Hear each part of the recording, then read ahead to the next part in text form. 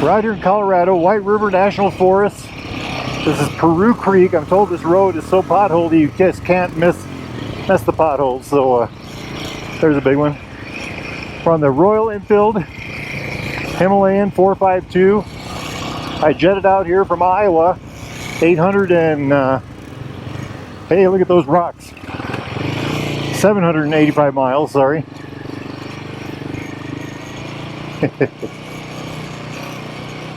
And we are now on these kind of roads, the same bike. You know, how does that work? This is kind of a jack of all trades motorcycle. Very bumpy right there.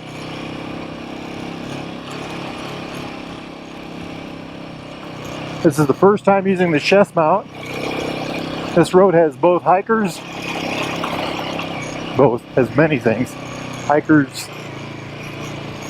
bicyclers, mountain bikers, you know, motorcycles like me. I don't know about Jeeps. Many of the roads we went out yesterday, and many of the roads we were on, there were a lot of that too, Jeeps. Very friendly crowds, usually, for the most part. I haven't had any troubles at all out here. You know, the absolutely fabulous scenes. Ahead of us is Mark on his Royal Enfield Himalayan 452 and Gary on his Tiger 800. Gary rode out here from Iowa with me. Mark lives out here. The bike itself has a 452 cubic centimeter dual overhead cam, 4-valve per cylinder, single-cylinder engine, liquid cooled, makes about 40 horsepower, about 30 foot-pounds of torque, about 40 newton meters of torque, and it's it's a fabulous motor. Seems to do everything. All that goes through a 6-speed transmission, which seems to work incredibly well. But it's got some curiosities. I don't want to call them, they're not bad things. They are different things. For instance, when you're in town and you're banging around hard, you can shift without a clutch pretty easily, both up and down. It's got a little longer throw from second to first gear for some reason than it does otherwise. You know, things like that, among other things, you know. 50 over 50 is 6 gears, fine, you know. That's probably 55 or up, I'd say. It's got loads of power, loads of torque for this kind of thing, certainly. I did do a 1,000-mile ride on this. I did 1,000 miles in one day. I went up into North Dakota. I took interstate as much as the whole way actually, except for the 6 miles from my house to the interstate, 6 or 7 miles. Damn. Those guys are losing me, by golly. What a road, huh? What a road. Anyway, so the engine is just fabulous, I guess is what I'm saying. And I've got, looks like 6,081 miles on the engine right now. So I've got a few miles on it. I picked the bike up, it'll be 3 weeks. Today's Wednesday, so it'll be 3 weeks this coming Friday. I put a few miles on it in a short amount of time. So what's even more amazing than the engine, the engine is absolutely fabulous, is the suspension. And we were just, it's the absolute shocker. You know, we all knew it would be better than before, but we didn't know how good it was going to be. You know, it rocks it. It's got, depending on who you talk to, it's got 200 millimeters front and back suspension. That's 7.9 to 8 inches, something like that. So plenty of that. It's got a 43 millimeter fork on the front, upside down fork. So, you know, less mass on the wheel end of the moving thing. It'll go in. Sorry. It'll move quickly. You know, the bike is very nimble for a bike that weighs 430 pounds, 241 kilograms. Big bumps, big bumps. Gosh darn, this is fun. This is a hoot.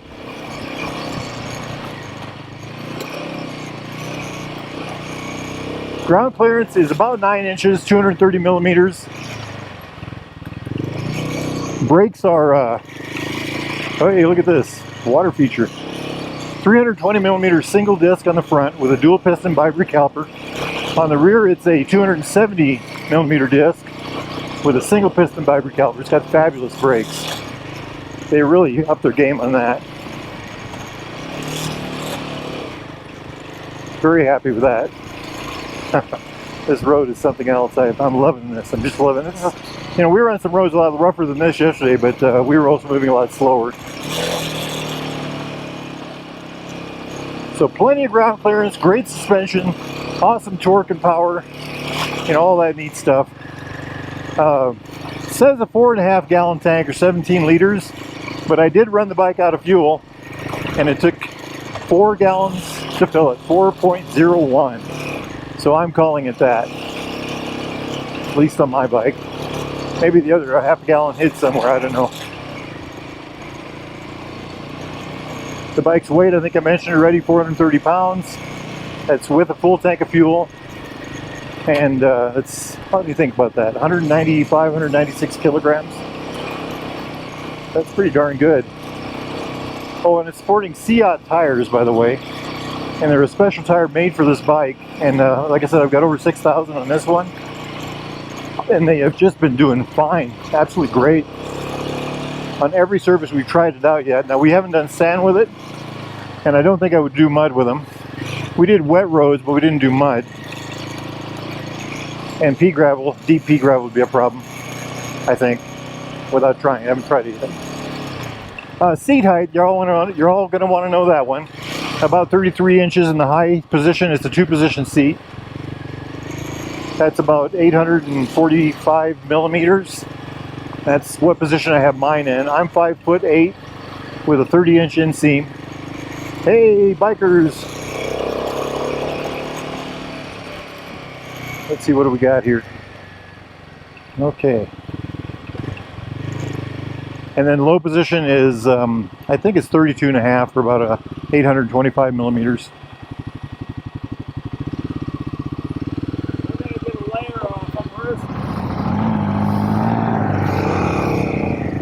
first. We stopped to take a layer off. Getting a little warm, I guess. I left everything on, but opened up the vents a little bit on the old jacket. I've got the Royal Enfield Nervic jacket, my favorite jacket of all time.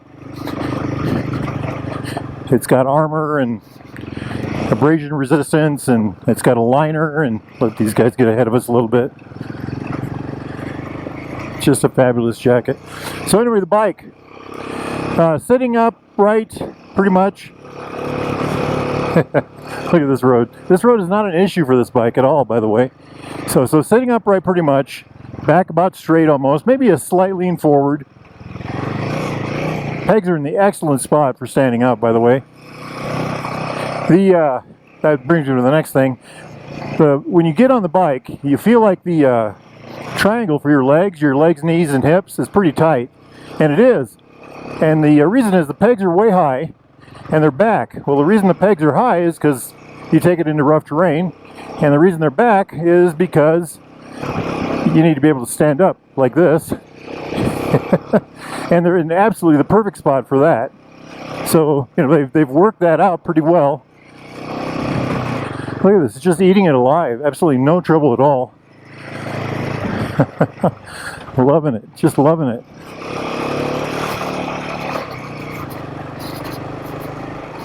Plenty of torque.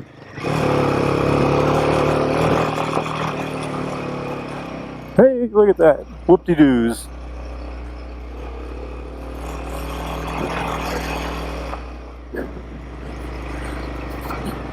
As far as let's talk about comfort on the bike goes, it's very comfortable. Like I said, I took it on a 1,000-mile ride, no problem at all. For this kind of riding, it's easy to stand up on. It does everything you want pretty well. This bike is really a jack of all trades. Kind of covers all the bases with that. Look at that beautiful stream. Absolutely amazing road. You know, I keep harping on this. I drove this bike miles from Iowa across on interstate at 85, 90 miles an hour, whatever traffic was going at, you know. And now here I am out in the wilds of Colorado doing this on this kind of road. Same bike, same tires, incredibly capable machine, you know, just a fabulous running bike. It really is just a all-around hot rod motorcycle. Let's talk about pushing the bike around and stuff like that, riding the bike and handling. The pushing into the garage, it's got an incredibly low center of gravity, but it is also heavy. Well, 430 pounds, that's the beginnings of heavy. Yeah, for an ADV it's light, but for like a dual sport or something it's heavy, but it's also got a lower center of gravity than most ADVs or dual sports. And it's not a dirt bike. A dirt bike would be lighter and well, that's a whole other category of motorcycle. You get it out of the garage and hey, a little sand, and it just performs great. It's easy to get on and off of. It's got this real lean on the kickstand, and the first time I got on it, the first time I went to use the kickstand, I just about freaked because I felt like the bike was going to fall over. You know, you go to let the bike down, and I didn't realize it was going to be so far over. But I think one of the reasons, in my opinion, that they put the kickstand down, so, and I know there's people who've got opinions, other ideas on this, but that they did that is to make the bike easy to get on and off of. And that's really important when you're trying to sell a motorcycle. If somebody has a hard time getting on a bike, they may just walk away. Another thing is, you know, when you go to park the bike and, you know, the ground is not flat and it's a little uphill, well, the bike isn't standing up like it's going to fall over on you. So it seems to have more options for parking. Now, is that a real thing or perceived? I'm going to go with real on it. Look at this road. Like I said, I drove this bike all the way from Iowa on pavement. You know, I did a 1,000-mile ride on this. How can I do the same bike and do this? You know, we're in second gear right now. Fabulous, absolutely fabulous. If you like this kind of riding, you can get a bike like this, drive to your location wherever it may be. In my case, it was 785 miles away on interstate. We did it in a day, by the way. Look at that view. Wow. Absolutely beautiful. This is September 11th. That's the special day. We all... Anyway, and the leaves are just starting to turn. The grasses are changing color and all that neat stuff. Man, this thing handles so well. It doesn't seem to get out of sorts when you roll over a rock or, you know, hit something loose. It's incredibly manageable. I would say it's friendly. It's not something that tries to jump away from you at all. It's a pretty friendly bike.